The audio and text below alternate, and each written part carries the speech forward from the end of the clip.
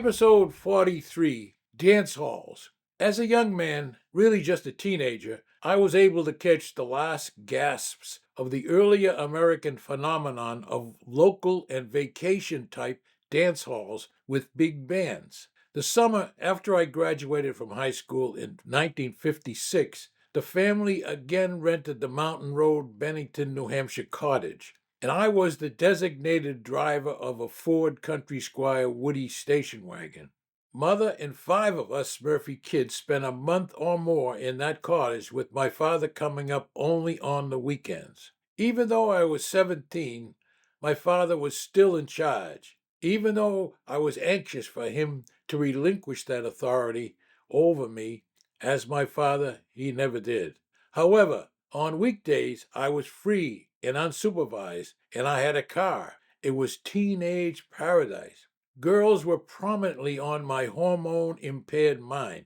I discovered there was a weekly dance at a Richmond, New Hampshire dance hall every Friday night. It attracted an older and younger crowd. It was maybe 20 miles from Bennington. Other musical events such as square dancing were held there also. The dance hall was similar to others I had heard about. It had colored interior lights flickering with the timing of the music while dancers swirled around the dance floor. There was a local live big band with Glenn Miller, Dorsey Brothers type music, played on a high stage, and it was located on a lake. At that time, a big band would include trumpets, a clarinet, a set of drums, a violin, a tenor, and an alto saxophone, trombones, a piano, guitars, a male and a female singer, and the band leader. The music was unique. Show tunes, swing, some danceable jazz, blues, popular ballads with singers, and also just instrumental tunes with a fare. It was music that everyone liked. The hall had a deck and open windows, so cool breezes off the water would cool the dancers. That kind of venue for that kind of dance hall with big band music was popular all over the country, including New England. For young Boston area folks in the 50s and 60s, the Totem Pole was the creme de la creme of dance halls. It was part of the Norumbega Park in Newton on the Charles River. Unlike most other dance halls, it was expensive and restricted only to couples, no singles. Plus, the Totem Pole Ballroom presented nationally renowned big bands led by musicians including Tommy Dorsey and Benny Goodman, Artie Shaw, and so forth. I once went on a double date with a friend and his date. I was very impressed.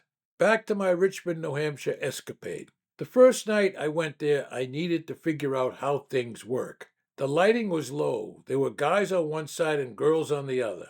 After I watched for a while, I keyed in on a girl who looked a little older than me. She was alone, had a strange hairdo, a good figure, and thick glasses. So I went across the hall, asked her to dance. I discovered she was 20, 3 years older than me. I think her name was Dorothy. The dances included foxtrot, mambo, rumba, waltz, tango, and jitterbug. She was a good dancer, as was I. My older sister Maureen had taught me how to do most of the popular dances. I was dressed in a blue blazer, white shirt and tie, with chino pants and dress shoes. I appeared a little older than I actually was. We talked, as we danced, about neutral things.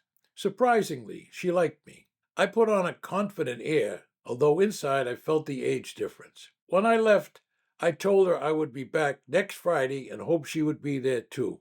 I went back the next week and we danced the whole night together. She came outside with me as I left and we kissed goodnight. My hormones were raging.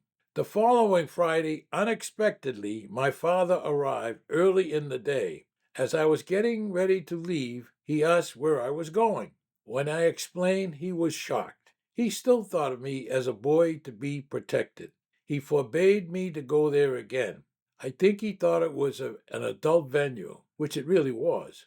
Very disappointing to me, but I acquiesced and never went there again. That dance hall and Dorothy lives on in my memory. Dancing with a sweetheart on a summer night to the sounds of a big band, it was special. Thank you for viewing or listening to my podcast episode. I really appreciate it. If you liked it, and if you so choose, I ask you to send a good review and perhaps refer friends who might be interested in this podcast series. Again, my thanks.